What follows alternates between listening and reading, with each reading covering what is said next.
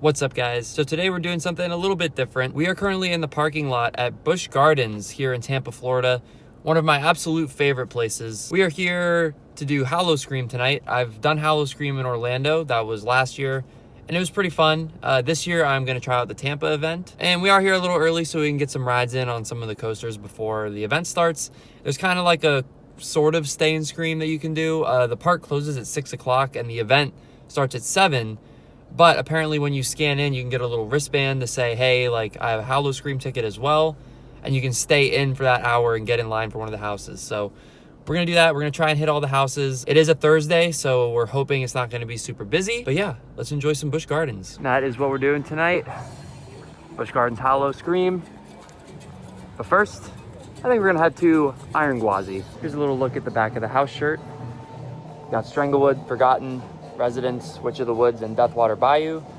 I'm definitely most excited for Stranglewood. I've heard it's very good, so there's that, but I'm also excited for the Residence. I'm excited for everything. And there goes Iron Gwazi up the chain lift. We're about to get in line right now. Looks like a very short wait for what is literally a top 2 coaster in Florida, so let's do it. Iron Gwazi, the best new roller coaster of 2022 from the Golden Ticket Awards, and for good reason. Absolutely phenomenal. There he is, guys.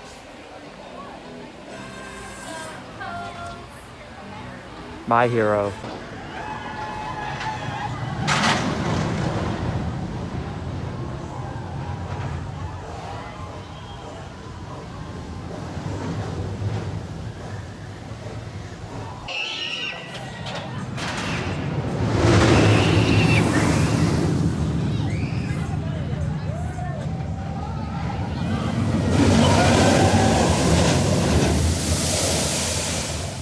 All right, we just got to ride in on Sheikra. Definitely not as scary as I remember. I haven't been on it since I was a kid, but I enjoy it. It's fun. It's not incredible, and I was stapled pretty bad, so my shoulders kind of hurt, but it's pretty good.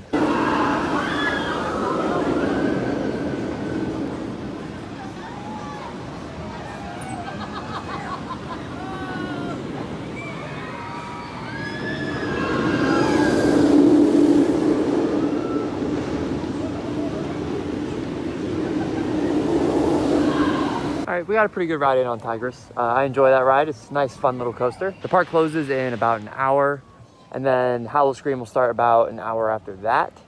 So I've got my wristband for staying in the park.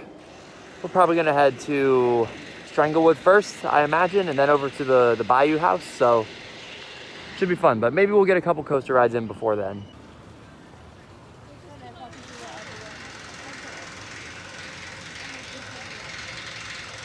Okay, I'm gonna get a ride in on Cheetah Hunt. I really like the layout of this thing, but last time it absolutely decimated my shoulders. So I'm gonna try and maybe sit in a different way so that doesn't happen. But if it does happen, I'll just have to deem this a shoulder killer.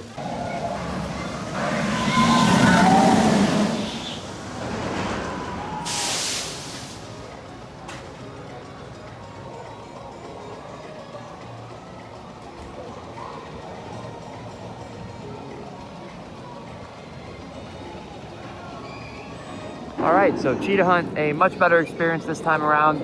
I will say if you are taller, just do whatever you can and not get stapled because it does come down on your shoulders, but if you can avoid that, it's a very fun ride. Nothing super intense, but it's just fun. There's some cool elements. It's a very long ride. Again, it's nothing too thrilling like what we're about to go on. And that ride, of course, is Montu, one of the best and most intense coasters here in Florida. So excited for another ride on this thing.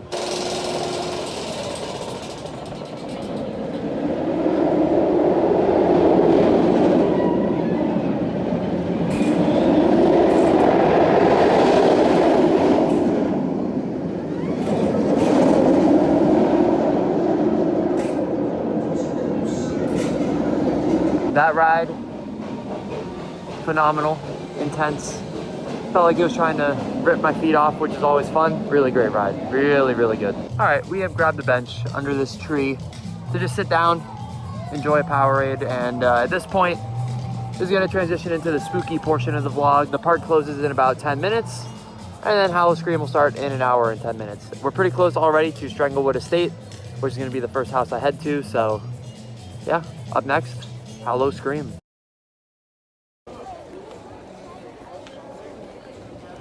All right, I'm not sure how that one's gonna get topped. I know it's only the first house of the night, but goddamn. Set design, multiple level scares, everything. It had everything. Phenomenal. Up next, we have Deathwater Bayou Blood Moon, the final phase. It's got a tough act to follow. We'll see how it is. So Deathwater Bayou, good house. A little lighter on the scares than Stranglewood, although in Stranglewood I was like by myself, so that probably plays in a little bit. In addition to that, it was very dark. The scenic from what I could see was really good, but it was kind of hard to see a lot of it because it was dark. Overall though, pretty good house, pretty good. Up next is house number 3, Witch of the Woods. All right, as we walk by Iron Gwazi here, some thoughts on Witch of the Woods. I thought it was really cool. The costumes were okay for the most part, but set design, really impressive. And of course the, look at that guy, dang. The scares are pretty good. I don't know, I enjoyed it. I'm pretty impressed with everything so far. We're also heading towards our first of 7 scare zones here at Howl-O-Scream. This one is called the Junkyard.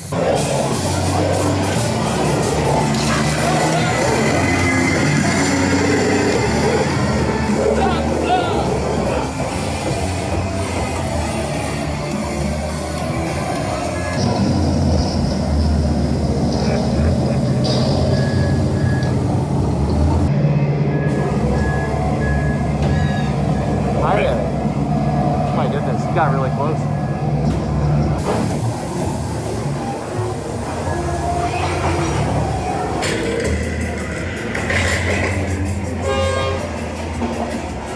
Oh my. Where do you think you're going? Oh no. That was awesome. It was like a full circle around. Kind of like a little mini house. It's time to go in the shadows. Here we go.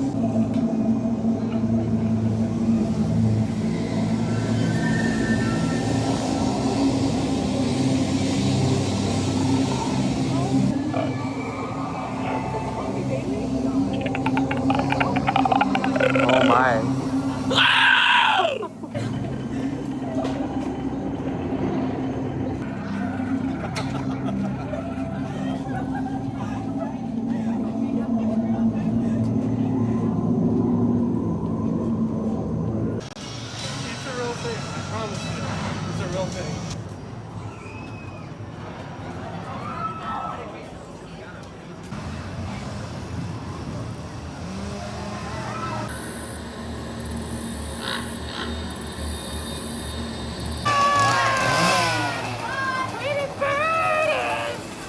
Very pretty.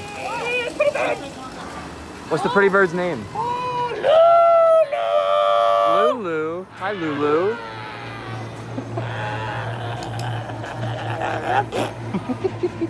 All right, it is time for another house. This time, the Forgotten. Apparently, it's like kinky vampires or something, so should be quite interesting. I just love seeing these coasters at night. So pretty. But as for the Forgotten, it was definitely a house at Busch Gardens Howl-O-Scream 2022. I will say that much. It was an experience. It was an experience. We're heading into the pirate zone. I'll drink from your skulls. Right for the slaughter. I'll rip your flesh off your throat. I'll carve off your eyelids so you can watch the end. Fair trade, my legs to your leg. Only one small one for free, and that's all it takes. Do I have an offer? Sounds like a good deal to me. It's half price. It's always half price on Thursdays, especially with Timmy's leg. He's not using it, he's dead.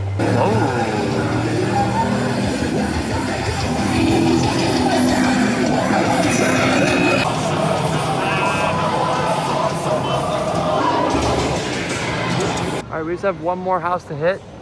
That's gonna be the Residence, home for the holidays.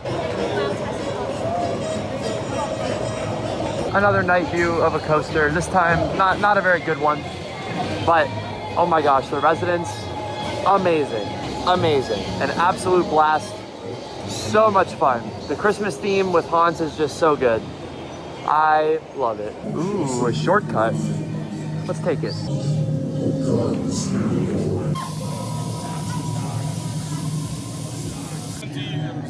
Shall teach you the readings of the Maktai, for they come and they go. It says in the book of Maktai, they rose up upon the sun, and the mountains of Lashi fell at their feet. By simply saying, Komasai Kunanai, the mountains opened, and a grave reverence was revealed. It was the chalice of Sorfali.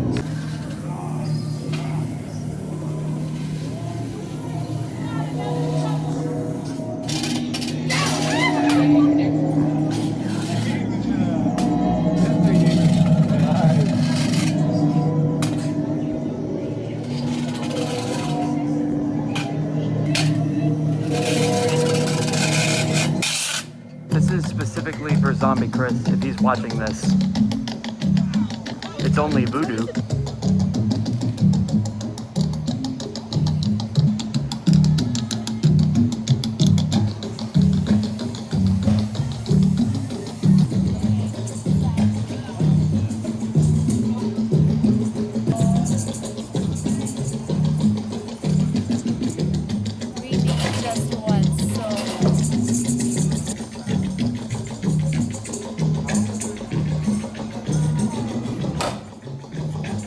Oh my god.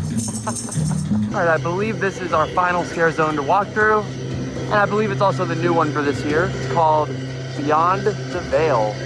During the daytime, the decorations looked really cool, so pretty excited to see this one.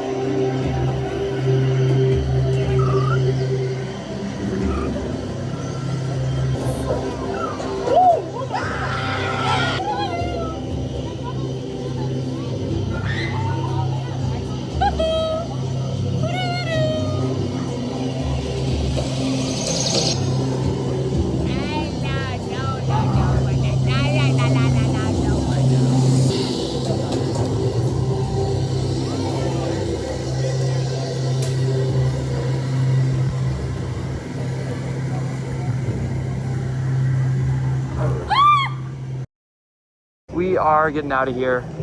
Just bought the house shirt that I showed earlier, $42, which is quite steep, but I had to get it. I was very impressed with everything. Definitely a lot better than the Orlando event that I saw last year. I did not make it to Howl-O-Scream Orlando this year, but this one definitely better. I'll give some more thoughts once I get to the car. But yeah, really great night out here at Busch Gardens. All right, guys, we have made it to the car.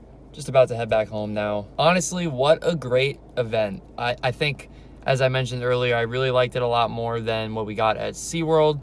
Granted, SeaWorld is a much newer event, so, you know, over the years, they'll probably find their footing more and more. But this was really, really fun. I also do just really love Busch Gardens. My one gripe, though, with the whole event, really, is the park is so big and there's so many different paths you can take. It's kind of easy to get turned around or end up like walking into a dead end. That happened to me a few times. But in terms of the offerings at the event, all 5 houses I thought were pretty good. I think the Forgotten was definitely the weakest. The other 4 I really, really enjoyed.